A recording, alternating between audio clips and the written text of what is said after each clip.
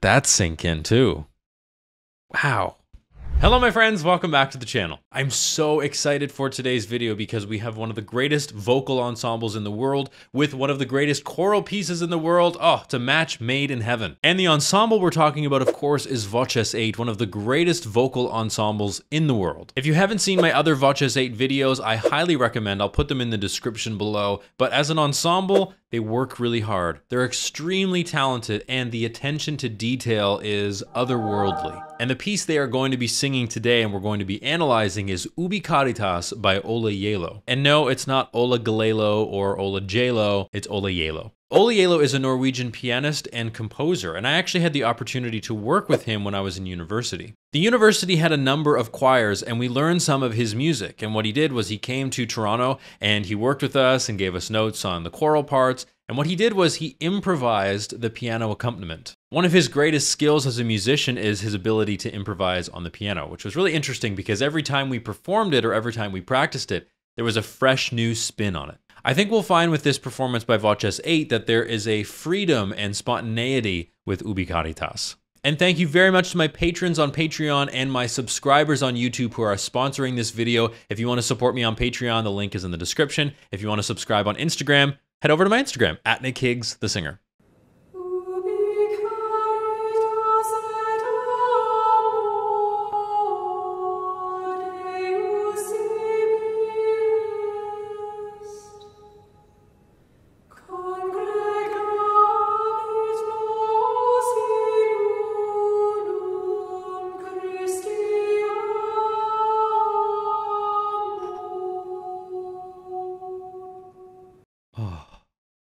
What a haunting and mysterious opening. And let us just acknowledge the power of unison singing. When it's done well, like this, it just sounds like one seamless voice. And you may think that singing in harmony is harder than singing in unison, but I would argue the opposite. To be able to sing in unison well means you have to match with the other voices, not just in pitch, but also in vowel. And you have to cut off at the right time. Because if you have Ubi Caritas et amo Deus ibi est, if you have a couple T's or a couple stray S's in there, it's not going to sound unison. And this is what sets Voces 8 apart from other ensembles. It's the attention to those kinds of details that just put them in another category. And if any of them are watching this, I know for a fact they spend time on these unisons. You can't fool me. I know you do. I'll pull up the score here so you can take a look at the opening line. Ubi Caritas et amor. So we're going to amor. That's where the phrase is going. So musically, we're going to the word love. Ubi Caritas et amor. Right? And the emphasis on the word is amor. It's not amor. It's amor. And what does Ola Yelo do is he puts that emphasized syllable on beat 1 of a measure. Imagine if he did it on beat 3 or beat 2 or beat 4. It wouldn't have the same effect as it does on beat 1. So Ubi Caritas et amor. Let's listen to it one more time and listen for that word emphasis. It's beautiful.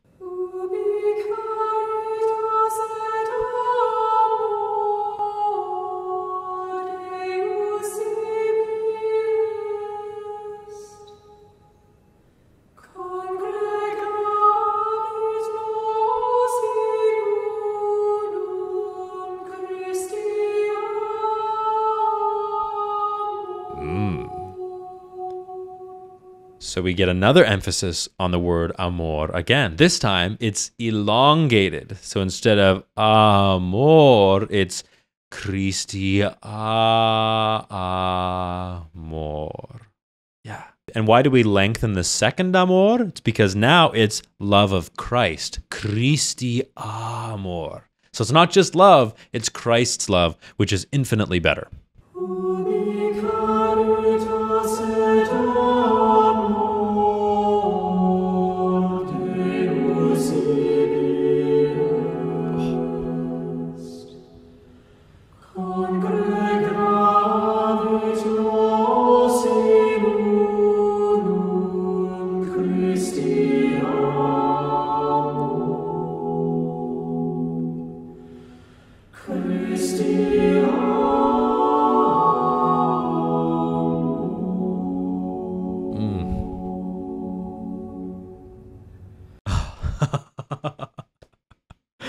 We're so lucky to have Voces 8. We're so lucky to have Ole Yelo, and we're so lucky to have Ubi Caritas because it's such a beautiful piece. Going back a few measures, we add the tenors and basses to this wonderful soprano-alto texture. And I think what Voces 8 may have done is they had the sopranos sing the entire solo line at the beginning. So it might be that we add the altos, tenors, and basses to that texture. One thing I've always found particularly challenging with this piece is that the altos, tenors, and basses have to try and match the sopranos. Because in measures 8, 9, and 10, which you can see on the screen right now, we're still in unison.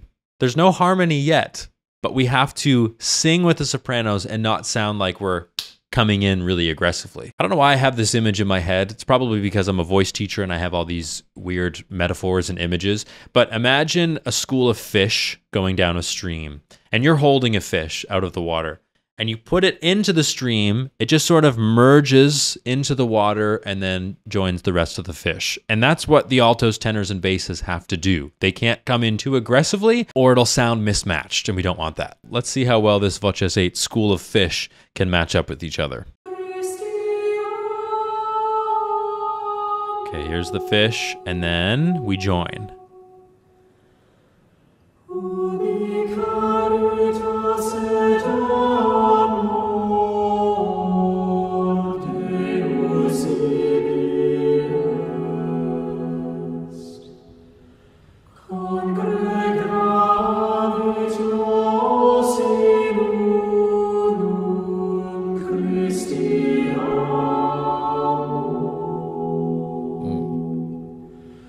Christi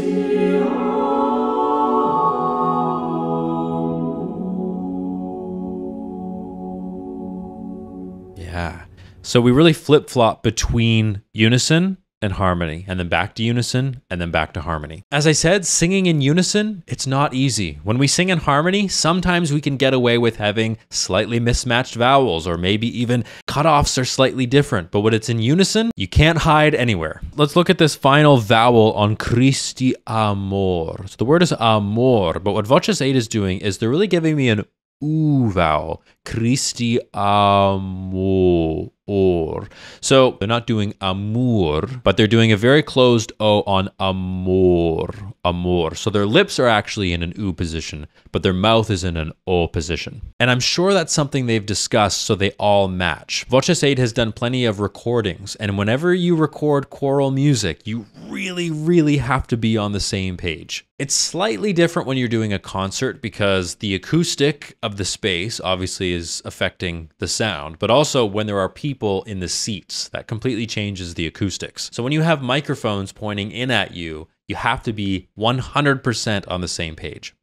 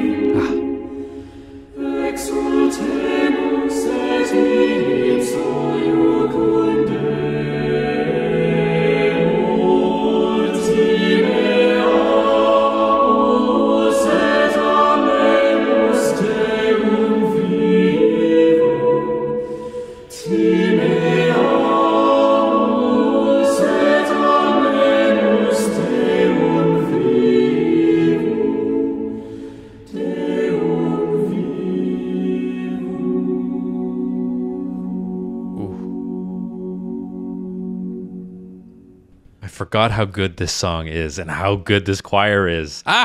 The text is, "Let us rejoice in him and be glad. Let us fear and let us love the living God." And it's in this section where the energy picks up and the tempo almost increases a bit. Gone are the days of this amor, where we taper and it's very mysterious and ethereal. We now move the tempo a bit because the text has changed. We rejoice, we're glad, let's move this tempo along. And as you look at the score right now, what do you notice? There are a lot of paired eighth notes. Da da da da da da da da da da dee da da da da da, and it's really easy to get it kind of thonk thonk thonk thonk thonk. And Voces 8 is keeping it as legatissimo or as smooth as possible. And anytime I've sung this piece, I've always made an effort to try and not sound too clunky, like your car is kind of breaking down and it starts to shuffle a bit. Exultemus et in ipso iucundemur. Notice what I did there. I went somewhere with the phrase. I didn't just sit down and go, exultemus et in ipso iucundemur. I gave myself a direction. And it doesn't matter if you're singing choral music or pop music or opera or rock, country. It doesn't matter what it is. Your musical phrases have to go somewhere. So I encourage you to open your ears to the next piece of music that you listen to. And what do you notice? Are there phrase climaxes? Are we going somewhere? Does it grow and then taper off? You'll find that 99 times out of 100, it's there. We're going to go back to the beginning of this section. I want you to listen for two things. The first one is how legato they can sing. It's just absolutely seamless. The second thing is listen for those lower voices. Of course, we always hear that soprano, but sometimes, and in this case, the sopranos take a little bit of a back seat and we hear that inner texture, which is so, so beautiful. So listen carefully for that alto line. It's absolutely stunning. And listen to how the sopranos kind of come back a little bit so we can bring up that alto texture. Exultemus et in ipso iucundemur, timeamus et amemus Deum vivum. Exultemus et in ipso iucundemur, timeamus et amemus Deum vivum. Timeamus et amemus Deum vivum. Deum vivum. Yeah. So I hope you could hear that alto part because it's absolutely beautiful. Timeamus et amemus Deum vivum. Ah, one of the best alto lines I've ever heard. I hope you noticed in this section the sopranos took a bit of a back seat. We didn't need them as much as we needed those inner voices, and how they then came back to the forefront in measure 23, which I'll show you on your screen right now. Timeamus et amemus Deum vivum. They then come to the forefront. They give us a bit more sound and give us more melody. Let's listen again to measures 26 and 27. Vivum. I want you to hear how the choir comes down in volume on the vivum. There's a decrescendo. And then the tenor, A sharp, which is a suspended fourth. So we have the B and then the A sharp is that third. How that comes out in the texture. Listen to this.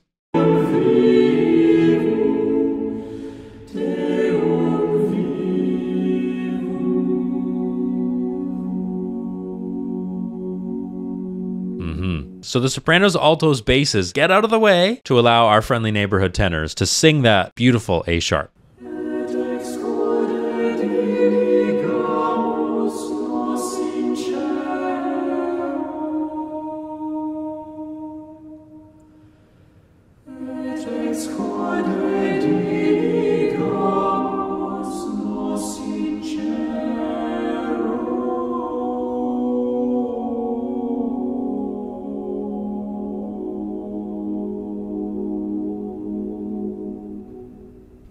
Let that sink in. I don't know if it's just me, but in this section, I really hear the bass part most clearly. It could be that they made a conscious decision to bring the basses up. It could be that the tessitura, or the sort of average range of notes in this section for the basses, is on the higher end, or I'm just imagining things, but I hear the bass part the most of all. Et ex corde diligamus nos in cielo. It's that D sharp, which you can't sing too loudly or else it'll really stick out. But I did hear it quite clearly. And then, et ex corde diligamus nos in cielo. I love that B natural in that texture with the tenors. Et ex corde diligamus nos in cielo. That is such a nice unison D sharp. So I didn't even fully realize that we were in unison at that part. That just goes to show how self-involved and self-absorbed I am in my own bass part. But everybody's singing a D sharp. So we have this crunchy kind of thick texture all leading to that D sharp. So the bass is on that D sharp, and I'll know this for next time, can actually come back a little bit, head voice it, falsetto it even, because everyone's singing a D sharp. So we can all unison it up. But I still hear the bass part the most.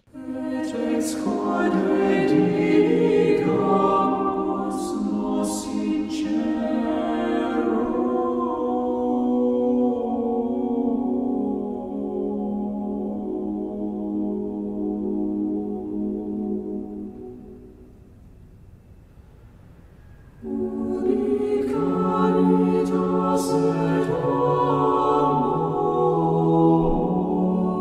Deus est.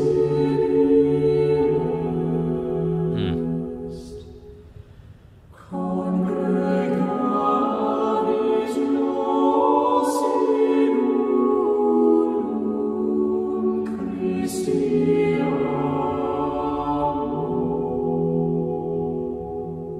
Okay, we have an epic finish, so I'm going to stop right there before we get to the end. I'm sort of discovering things about this as we go, and that bass part being a little higher is interesting to me because I've never thought about it being too high, but I'm a high baritone. But for a lower bass, that would be a lot of work. So it adds to the difficulty of this piece because you really need to sing high in your range or higher in your range without too much chest voice weight. Like on that Congregavit nos in unum. You just have to barely touch it and then go back down. And I'll display measures 33 and 34 on your screen right now. Isn't it interesting how the soprano, alto, and tenor sing the ubi without the bass? And it's on the caritas that we add that depth with the bass section. So that's just a way, in my opinion, that Olayelo wants to emphasize the word caritas and give it more weight, and then have the ubi just be lighter in texture, right? So it brings out the meaning of the text if we have lightness on the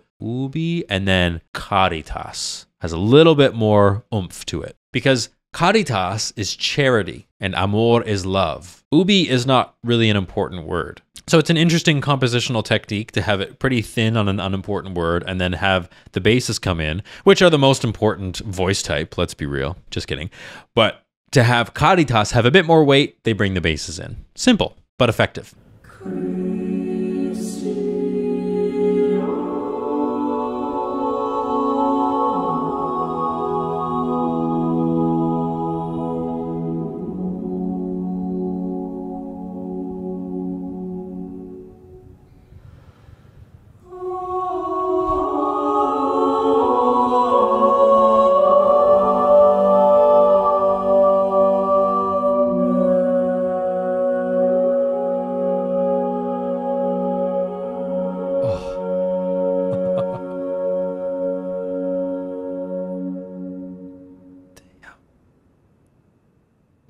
Let that sink in too.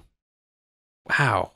They did something that I'm going to write down and steal the next time I sing this with a group or if I'm conducting it or whatever. They delayed the final A sharp. I'll show it to you on your screen right now and listen to it again.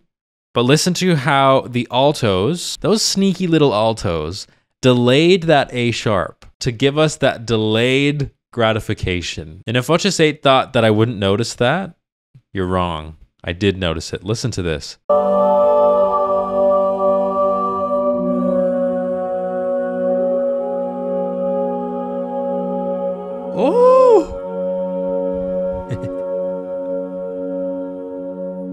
Yeah. And isn't that what we want in life? We want that resolution. And sometimes it's better to just wait a little bit and then get what you want. It's like on Christmas Day when everybody's opening presents and it's frantic. What I always do is I'll get my present and then I'll just leave it for a bit.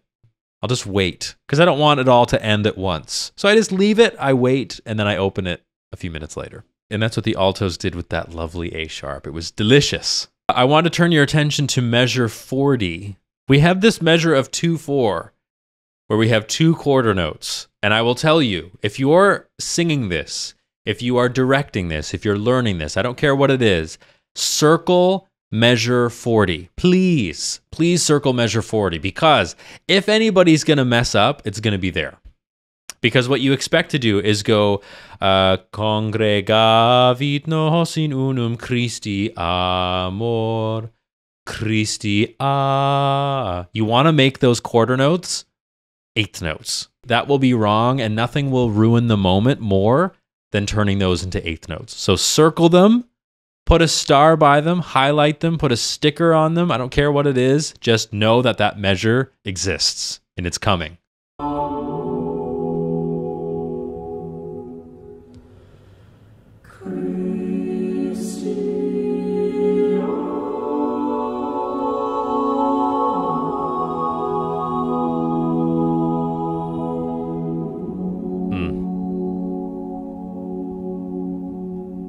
I like the fact that they sing Christi amor.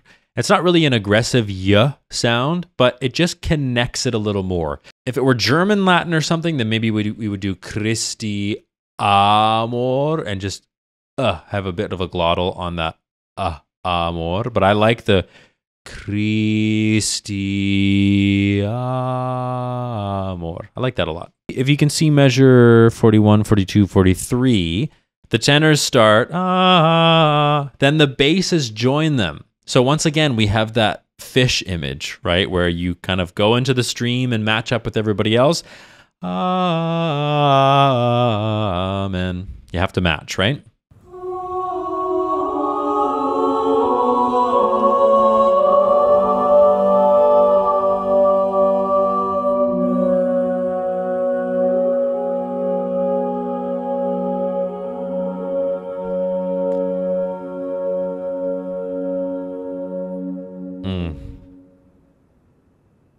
Beautiful. And it's in a beautiful space. The acoustics are so nice. And as all good singers should do, they didn't anticipate the N of Amen. It was just Amen. Hold that open E vowel and then close to the N. But we don't anticipate the N coming.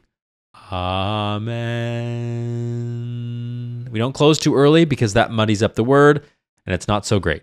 And on that stunningly beautiful chord resolution, I think we will also resolve this video. Thank you so much to Voces 8. Thank you to Ole Yelo. Thank you to you for watching. If you enjoyed it, please like and subscribe. If you want bonus content, here's the link for my Patreon. It's also in the description below. That's it for now, and I love you very much, and I'll see you in the next video.